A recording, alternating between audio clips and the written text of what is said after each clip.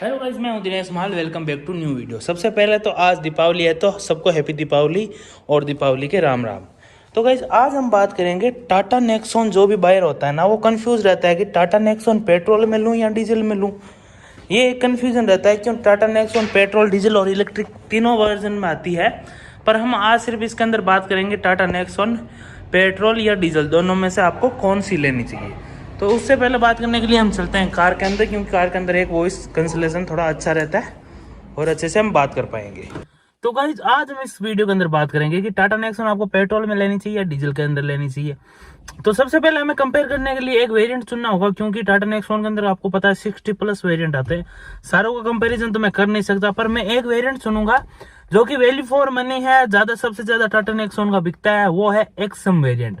तो हम एक्सम वेरिएंट को कंपेयर करेंगे। सबसे पहले तो हम बात करेंगे, मैं 4-5 पॉइंट रखूंगा कि सबसे पहले तो हम बात करेंगे कार को, मतलब आपको प्राइस कितना है। सबसे पहले तो प्राइस रखेंगे, दूसरा रखेंगे फ्यूल कॉस्ट, तीसरा रखेंगे कि आपको कौन सी लेनी चाहिए। ठीक है, 3 पॉइंट रखूंगा, 3-4 पॉइंट रखूंगा मैं।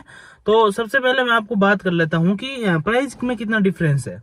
तो प्राइस के अंदर मैं डिफरेंस की बात करूं तो टाटा नेक्सॉन का पेट्रोल का जो वेरिएंट आता है ना एक्सम, उसकी एक शोरूम प्राइस है जो है 5,59,900 रुपए। ठीक है, और ये हो गया एक शोरूम, और इसका उसकी जो एक शोरूम प्राइस है वो है 9,99,000, मतलब 9,08,900, मतलब 9,99,000, मतलब 9,90,000, मानो करीबन 100 रुपए का अंतर है। ये है डीजल की प्राइस। अब बात कर लेते हैं पेट्रोल के आरटीओ की प्राइस। तो पेट्रोल का आरटीओ जो कटता है, रोड टैक्स मान लो आपको भी, वो है 85,391, जो कि मेरे एरिया का बता रहा हूँ। आप अपने एरिया का चेक करना, कम ज्यादा हो सकता है। मैं मेरे एरिया का बता रहा हूँ, नागौर राजस्थान का। और डीजल का जो है एक मेरे को बता रहा है 1,16,900 रुपए, ये मेरे बता रहा है। इसके अंदर रोड टैक्स, मतलब ये करीबन फिगर है, थोड़ा बहुत 100-200 रुपए ऊपर नीचे हो सकता है, आप इसकी टेंशन मत लेना। पर लगभग एग्जैक्ट है, 100-200 रुपए का कोई मायना नहीं रखता। मेरे इसके अंदर पेट्रोल की इंश्योरेंस बता रहा है 44,793 रुपए, और वहीं डीजल की बता रहा है 49,433 रुपए। ये हो गए प्राइस की बात। अब ऑन रोड टोटल प्राइस की बात कर लेते हैं। तो पेट्रोल मेरे यहाँ पड़ती है 9,92,000 रुपए की, और डीजल मेरे यहाँ पड़ती है 11,58,000 की। तो हम 11,58,000 को माइनस करेंगे 9,92,000 में। 11,58,000 माइनस 9,92,000, करीबन 1,66,000 रुपए का फर्क आ रहा है मेरे यहाँ पे। आपका हो सकता है थोड़ा ज्यादा फर्क आए, अगर आप दिल्ली एनसीआर से हो तो आपका डीजल में थोड़ी कॉस्ट ज्यादा चली जाती है, तो आपका थोड़ा ज्यादा फर्क आएगा और ओवरऑल प्राइस कम होगा, पर पेट्रोल और डीजल के अंदर आपको थोड़ा ज्यादा फर्क आएगा। तो मेरे यहाँ पे 1,66,000 रुपए आता है। तो 1,66 तो यह हो गया। अब कई लोग तो कहेंगे 1,66,000 बच रहे तो हम पेट्रोल ले लेते हैं। तो गाइस ऐसा नहीं है। सबसे पहले तो आपकी रनिंग के अकॉर्डिंग करता है कि आपको कौन सी गाड़ी लेनी चाहिए। तो सबसे पहले आपकी कार अगर साल में 10,000 किलोमीटर से ज्यादा चलती है, मतलब एक महीने में 1,000 किलोमीटर से अगर आपकी कार ऊपर चलती है, 1,000 या 1,000 से नीचे चलती है तब तक तो पेट्रोल ठीक है। अगर 1,000 से ऊपर चलती है ना, फिर मुझे लगता है कि आपको पेट्रोल नहीं लेनी चाहिए, क्योंकि पेट्रोल का जो माइलेज है सिटी के अंदर वो है 10 किलोमीटर, मतलब 1 लीटर के अंदर 10 किलोमीटर चलेगी। और वही डीजल की बात करें तो वो 1 लीटर के अंदर 18 किलोमीटर चलेगी सिटी के अंदर, ठीक ठाक। जहीं पेट्रोल 10 चल रही है तो वो 18 चलेगी, ये 10 से 11 हो जाएगी, इससे ऊपर नहीं देगी, नीचे ही चली जाएगी पेट्रोल की माइलेज, क्योंकि पेट्रोल गाड़ी सिटी के अंदर बम्पर टू बम्पर ट्रैफिक के अंदर माइलेज नहीं देती है। अगर हम हाईवे की बात करें तो हाईवे पर पेट्रोल 20 का देगी तो वो डीजल 25 का देगी। ये माइलेज डिफरेंस आ जाता है, 5 का लगभग चलता ही रहता है, 5-6 का। प्लस फ्यूल प्राइस में भी डिफरेंस है ना, 10 रुपए लीटर के प्रति, लगभग मान के चलो मेरे यहाँ पे 10 रुपए लीटर के प्रति है पेट्रोल, या 110 है तो डीजल यहाँ पे 100 है। तो 10 रुपए लीटर का तो प्राइस डिफरेंस आ जाता है पीछे, लीटर के पीछे, पेट्रोल और डीजल के पीछे। तो अगर आपकी, अब मैं बात करेंगे कि अब आपको क्या पेट्रोल लेनी चाहिए या डीजल लेनी चाहिए, या और फ्यूल कॉस्ट आपको कौन सी आनी चाहिए अच्छी। तो अगर आपकी कार 10,000 किलोमीटर से ऊपर चलती है तो आपको डीजल ही कंसीडर करनी चाहिए। मैं तो आपको सीधी सी बात कहूंगा, पेट्रोल नहीं लेनी चाहिए।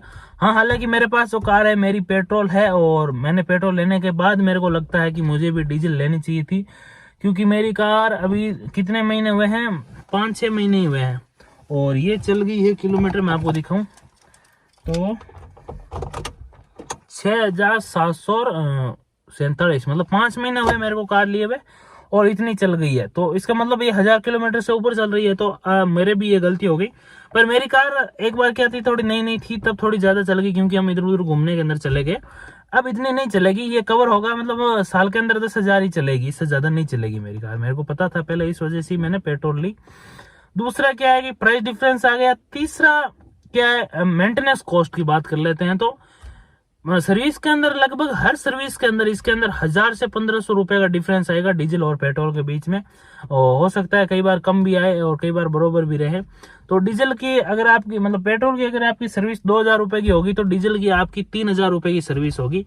जैसे जो सर्विस होती है सारी सर्विस में लगभग 60,000 किलोमीटर तक तो यही रहेगा फिगर, 1000 रुपए का डिफरेंस आएगा। उसके बाद में शायद हो सकता है बढ़ सकता है डीजल का थोड़ा फिगर, क्योंकि डीजल गाड़ी बाद में थोड़ा खर्चा मांगना स्टार्ट कर देती है।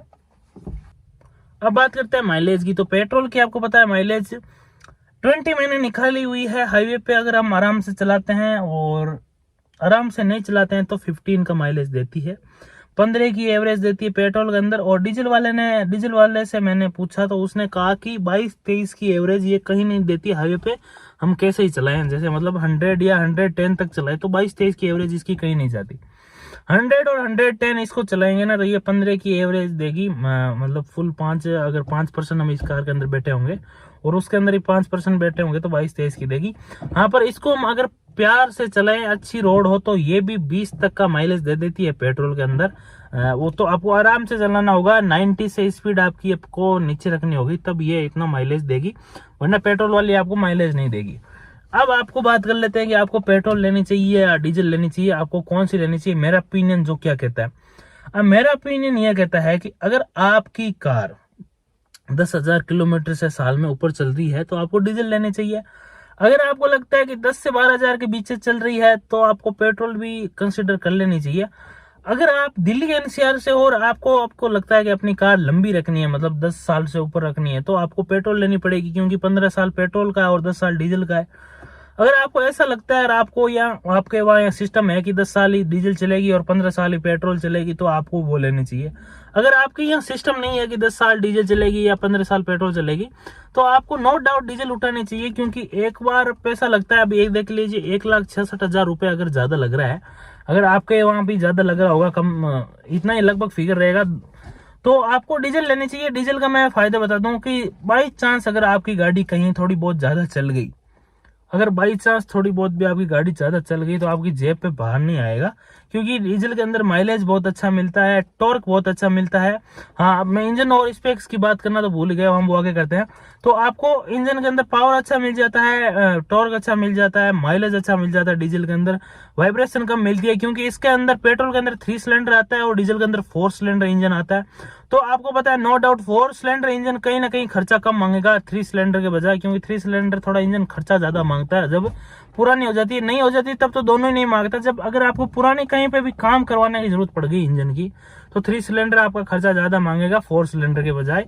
तो आपको ये हो गया। और 4 सिलेंडर के अंदर वाइब्रेशन कम मिलती है, जैसे डीजल वाली गाड़ी है तो उसके अंदर वाइब्रेशन नॉइज, इंजन नॉइज बहुत कम मिलती है। वहीं पेट्रोल के अंदर थोड़ी ज्यादा मिलती है, क्योंकि 3 सिलेंडर इंजन है तो थोड़ी ज्यादा मिलती है। बीएचपी की बात कर लेते हैं, तो डीजल के अंदर आती है 108 बीएचपी और पेट्रोल के अंदर आती है 118 बीएचपी। और टॉर्क की बात करें तो उसका डीजल के अंदर आता है 270 न्यूटन मीटर का टॉर्क, इसके पेट्रोल के अंदर आता है 170 न्यूटन मीटर का टॉर्क। अब आप कहेंगे कि पावर के मामले में तो नेक्सॉन पेट्रोल जो आगे जा रही है, पर 10 बीएचपी से कुछ फर्क नहीं पड़ता। टॉर्क आप देख लीजिए कि 100 का फर्क हो गया, मतलब सीधा ही 100 का टॉर्क ज्यादा है। तो आपको कहीं ना कहीं ऑफ रोडिंग और में नेक्सॉन की डीजल है जो थोड़ी ज्यादा हेल्प करेगी, क्योंकि उसके अंदर टॉर्क ज्यादा मिलता है। और कहीं भी आप देखते हैं कि ऑफ रोडिंग व्हीकल होता है तो उसके अंदर थोड़ा टॉर्क ज्यादा होता है, तभी वो आसानी से ऑफ रोडिंग कर पाता है। और डीजल का पिकअप ज्यादा होने से क्या है कि टायर स्पिन मारता रहता है, आपको ऑफ रोडिंग के अंदर हेल्प नहीं करेगी। तो आपको मैं तो कहूंगा कि जो पंच फील होगा ना, वो डीजल के अंदर बहुत अच्छा होगा नेक्सॉन पेट्रोल की बजाय। अगर आपकी कार आपको मतलब जैसे कि बजट का कोई इशू नहीं है, जैसे कि 10 लाख से ऊपर जा रही है वो बजट का कोई इशू नहीं है, तो आप ये लीजिए डीजल वाली। और मेंटेनेंस कॉस्ट में ज्यादा फर्क नहीं है, 1000 रुपए का फर्क है। और एंड मुझे मेरे हिसाब से डीजल जीत में ही रहता है पेट्रोल की बजाय। तो मेरे पास तो मैंने क्या उस टाइम में गलती कर दी, क्योंकि मेरी कार मेरे को पता ही नहीं था कि कितने दिन चलेगी कितने दिन नहीं चलेगी।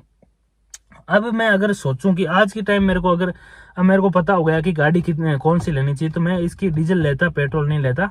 पर मैंने पेट्रोल ले लिया उस टाइम में। अपनी कार इतनी ही चलती है भाइयों, मैं बताऊं सीधी सी बात। अपने फैमिली को कहीं जाना होता है तभी कार निकलती है, और परमानेंट अपने कोई ऑफिस तो जाना नहीं है कि परमानेंट चले।